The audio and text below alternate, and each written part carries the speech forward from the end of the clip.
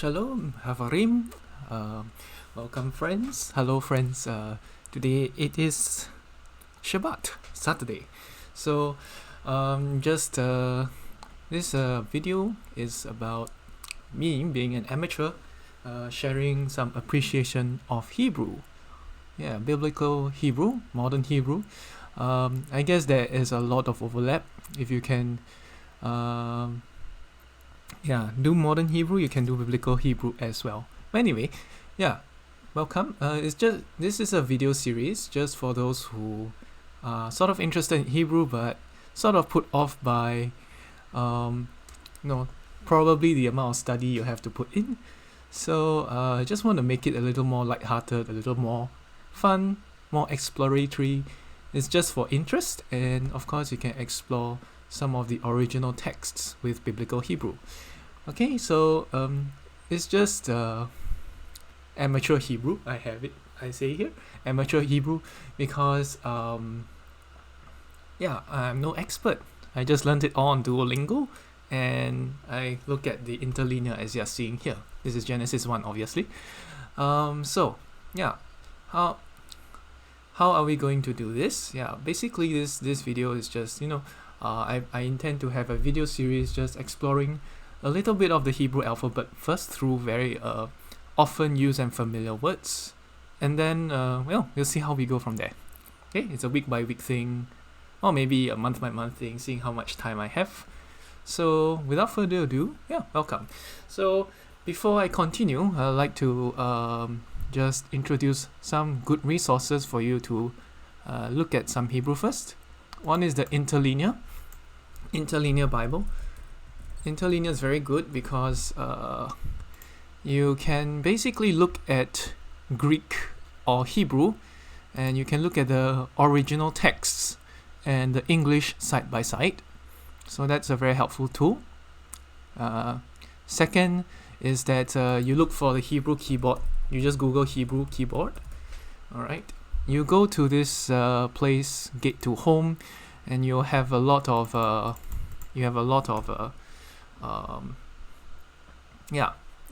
resources, but this is one of them. They'll give you a full Hebrew keyboard to start typing Hebrew. You can key in characters. Don't worry that all of this looks very strange and foreign at first. Go through this slowly, bit by bit. And of course, last but not least, Duolingo. Duolingo is free. You can download the app, and as you can see, I've been doing lots of Hebrew, and I've at least covered lots of the original letters. Duolingo is very good for learning modern Hebrew. It'll teach you how to type Hebrew into your keyboard. You can use your iPhone, Android device, or even the PC to use it. Of course, if you were to use PC, you would have unlimited tries, unlimited ability to make mistakes. So that's just something if you don't want to use the Duolingo Plus. But that's for you. And of course, on PC, you'll be forced to learn how to type Hebrew on your keyboard without looking at the actual letters. So that's a skill to learn as well. So since we've covered the rough resources, and we look at typical texts like Genesis 1, you look at all of this Hebrew, and it's like, oh my goodness, what is this? What is this? Okay, so let's go through a little bit at a time. First foremost, want to give you some basics. Okay, so these are the 3 tabs I have open. So let me delete this. Okay, normally you will just type something in this box here, then you press this translate. Okay, let me go through the Gate to Hebrew thing again. Typing Hebrew keyboard on Google, go to Gate to Home, and normally you won't have anything typed out here, but the Hebrew keyboard is here so that it can start introducing some of the alphabet to you. And in Hebrew, the alphabet is called Aleph Bet, which is, I guess, a transliteration over from English, or wherever alphabet actually came from originally. I'm not that sure, but I know it sounds like the English alphabet. Okay, Aleph Bet. Okay, so let's start. Okay, first thing for you, you should note that Hebrew is read from right to left. English is read from left to right. For example, gate to home, you go GATE from left all the way to the right to HOME. Alright, that's left to right. Hebrew is read right to left. So it's kind of not quite backwards, but it's just how a lot of Middle Eastern languages are done. So that's something to get used to at first. Okay, so let's learn at least about 5 letters today. Okay, because why do I say 5 letters? 5 letters. 5 letters seems like a lot, right? Okay, 5 letters is basically what we're gonna learn 2 words, and these 2 words will have these 5 letters. Okay, so what are these 2 words? I'm gonna teach you.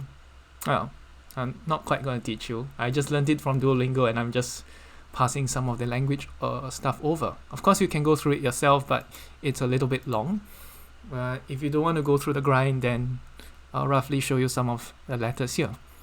Okay, just note I'm an amateur. Disclaimer: I'm an amateur, so there are always better people to learn from. But I'm just sharing what I know, just for the fun of it. Okay, so let's learn how to say hello, or the famous word for peace, which is shalom. How do you spell shalom on the Hebrew keyboard? So you see this letter here that's just above the A. It is pronounced SH. This letter here is pronounced SH. I'm not quite sure. Okay, my alphabet's not the most I'm not that knowledgeable on it, but I do know this letter is pronounced SH, or sometimes it's pronounced as S depending on context. So when you type shalom, the first SH, this is what SH looks like. Alright, so this is the sh sound for the shalom. Okay, so after SH, what do you get? Normally you try to, in English you will have an A sound, right? SHALOM, shalom. Yeah, something like this. Oops. Wow. Alright, that's me. Shalom. Yeah. Normally you will have SHALOM. Okay. Most of the time in Hebrew, these vowels are not specifically spelled. So in Hebrew, you don't put the A over there. The A is kind of silent, or you don't really see it explicitly. So what in Hebrew it look like is like SHL and then OWM.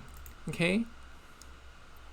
I mean, O is a vowel, but the word we are going to see shortly, the alphabet we are going to see shortly, for OW, it's it kind of comes together.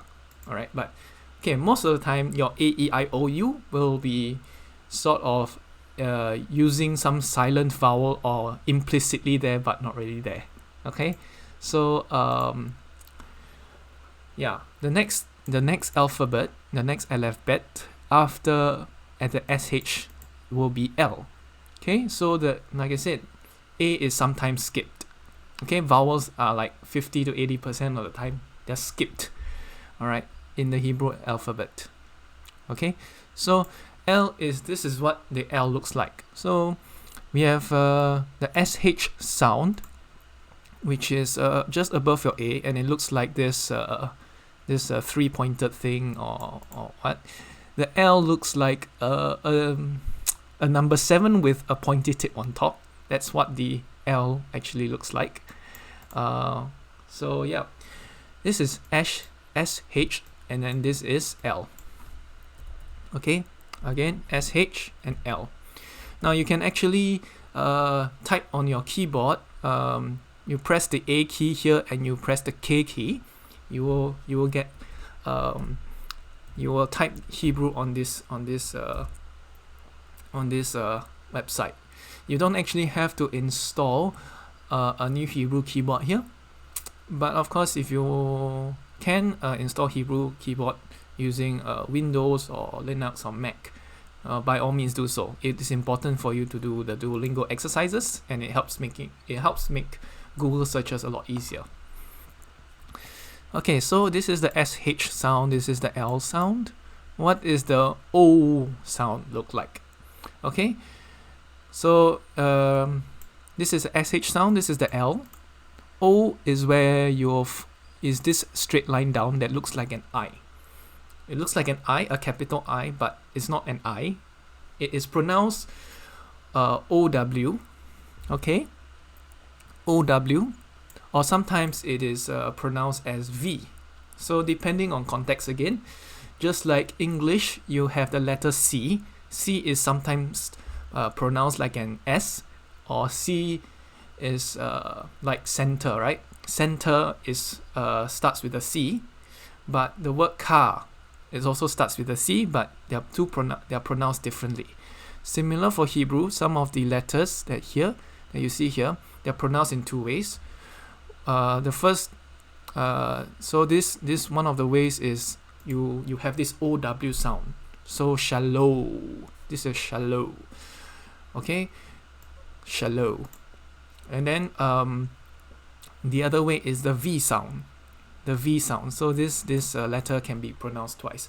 But don't worry, just concentrate on how it's pronounced in this context. When other words pop up, then I'll show you when they're pronounced in other ways. Okay, so that's shalom. And then of course M will be this letter over here, where you see your O key. This M, this letter looking like thing that looks like a square with a round edge on the top right hand corner. That's what the letter M looks like. Okay, and if you were to translate, if you were to translate, then you would get the word peace. But shalom is so versatile. It's more than just peace. You can use it to say hello or goodbye. So like shalom, my friend. Yeah, so hello friend. Yeah, so it's a very versatile word. You can use it in a lot of places, but it's primarily used to describe peace and wholeness. Okay, but that's how shalom is spelt. Okay, now before I say bye, there's a little bit more nuance to this M word. This M looking word on the Hebrew M looking alphabet on the Hebrew keyboard. Some of the capital letters, they look a bit different. Okay, so some letters of the Hebrew alphabets are actually somewhat like capital letters. Okay, so let me bring him out. Okay, my writing is going to be a little bit ugly. It's amateur, you know. Okay. Oh wow.